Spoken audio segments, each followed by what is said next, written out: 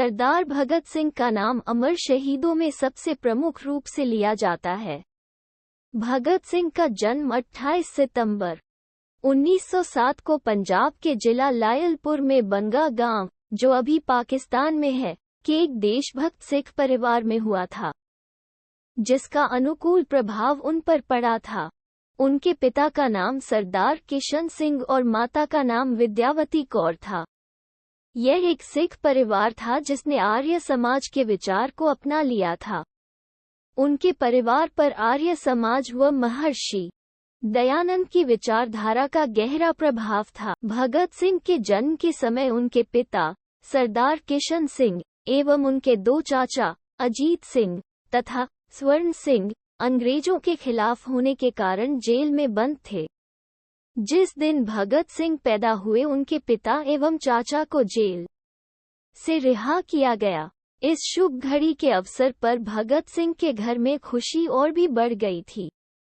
भगत सिंह के जन्म के बाद उनकी दादी ने उनका नाम भागोवाला रखा था, जिसका मतलब होता है अच्छे भाग्य वाला।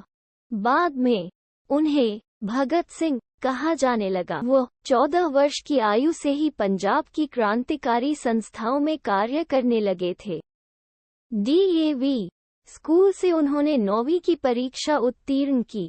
1923 में इंटरमीडिएट की परीक्षा पास करने के बाद उन्हें विवाह बंधन में बांधने की तैयारियां होने लगी तो वो लाहौर से भागकर कानपुर आ गए। फिर देश की आज़ादी के संघर्ष में ऐसे रमे कि पूरा जीवन ही देश को समर्पित कर दिया। भगत सिंह ने देश की आज़ादी के लिए जिस साहस के साथ शक्तिशाली ब्रिटिश सरकार का मुकाबला किया, वह युवकों के लिए हमेशा ही एक बहुत बड़ा आदर्श बना रहेगा।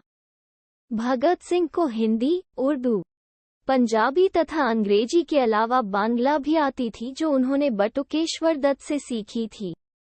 जेल के दिनों में उनके लिखे खतों व लेखों से उनके विचारों का अंदाजा लगता है। उन्होंने भारतीय समाज में भाषा, जाति और धर्म के कारण आई दूरियों पर दुख व्यक्त किया था। उन्होंने समाज के कमजोर वर्ग पर किसी भारतीय के प्रहार को भी उसी सख्ती से सोचा जितना कि किसी अंग्रेज के द्वारा किए गए अत्याचार को। उनका विश्वास था कि उनकी शहादत से भारतीय जनता और उग्र हो जाएगी, लेकिन जब तक वो जिंदा रहेंगे ऐसा नहीं हो पाएगा। इसी कारण उन्होंने मौत की सजा सुनाने के बाद भी माफीनामा लिखने से साफ मना कर दिया था। अमृतसर में 13 अप्रैल 1919 को हुए जलियांवाला बाग हत्याकांड ने भगत सिंह की सोच पर इतना गहरा प्रभाव डाला कि लाहौर के नेशनल कॉलेज की पढ़ाई छोड़कर भगत सिंह ने भारत की आज़ादी के लिए नौजवान भारत सभा की स्थापना की। काकोरी कांड में रामप्रसाद बिस्मिल सहित 4 क्रांतिकारियों को फांसी व 16 अन्य को कारावास की सजा से भगत सिंह इतने ज्यादा बेचैन हुए कि चंद्रशेखर आजाद के साथ उनकी पार्टी हिंदुस्तान रिपब्लिकन एसोसिएशन से जुड़ गए और उसे एक नया नाम दिया, हिंदुस्तान सोशलिस्ट रिपब्लिकन एसोसिएशन। इस संगठन का उद्देश्य सेवा, त्याग और पीड़ा झेल सकने वाले नवयुवक तैयार करना था। इसके बाद भगत सिंह ने राजगुरु के साथ मिलकर 17 दिसंबर 1928 को लाहौर में सहायक पुलिस अधीक्षक रहे अंग्रेज अधिकारी जेपी सैंडर्स को मारा। इस कार्रवाई में क्रांतिकारी चंद्रशेखर आजाद ने भी उनकी पूरी सहायता की। इसके बाद भगत सिंह ने अपने क्रांतिकारी साथी बटुकेश्वर दत्त के साथ मिलकर अलीपुर रोड दिल्ली स्थित ब्रिटिश भारत की तत्कालीन सेंट्रल असेंबली के सभागार में 8 अप्रैल 1929 को अंग्रेज सरकार को जगाने के लिए बम और पर्चे फेंके।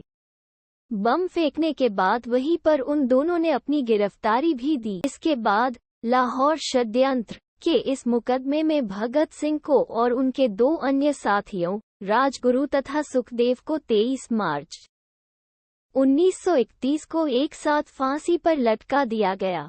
यह माना जाता है कि मृत्यु दंड के लिए 24 मार्च की सुबह ही तय थी, लेकिन लोगों के भय से डरी सरकार ने 23-24 मार्च की मध्यरात्रि ही इन वीरों की जीवन लीला समाप्त कर दी और रात के अंधेरे में ही सतलज के किनारे उनका अंतिम संस्कार भी कर दिया। यह एक संयोग ही था कि जब उन्हें फांसी दी गई और उन्होंने संसार से विदा ली, उस वक्त उनकी उम्र 23 वर्ष 5 माह और 23 दिन थी और दिन भी था 23 मार्च।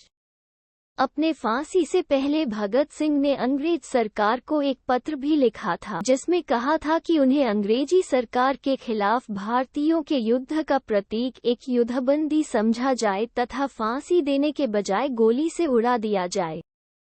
लेकिन ऐसा नहीं हुआ। भगत सिंह की शहादत से न केवल अपने देश के स्वतंत्रता संघर्ष को गति मिली, बल्कि नवयुवकों के लिए भी वो प्रेरणा स्रोत बन गए। वो देश के समस्त शहीदों के सिरमौर बन गए। भारत और पाकिस्तान की जनता उन्हें आज़ादी के दीवाने के रूप में देखती है, जिसने अपनी जवानी सहित सारी जिंदगी देश के लिए समर्पित कर दी। उनके जीवन पर आधारित कई हिंदी फिल्में भी बनी हैं, जिनमें the legend of Bhagat Singh, शहीद भगत सिंह आदि। आज भी सारा देश उनके बलिदान को बड़ी गंभीरता व सम्मान से याद करता है। मैं इस तरह के और वीडियो लेकर आता रहूंगा, इसलिए मेरे चैनल को सब्सक्राइब करें और मुझे बताएं कि कहानी कैसी लगी।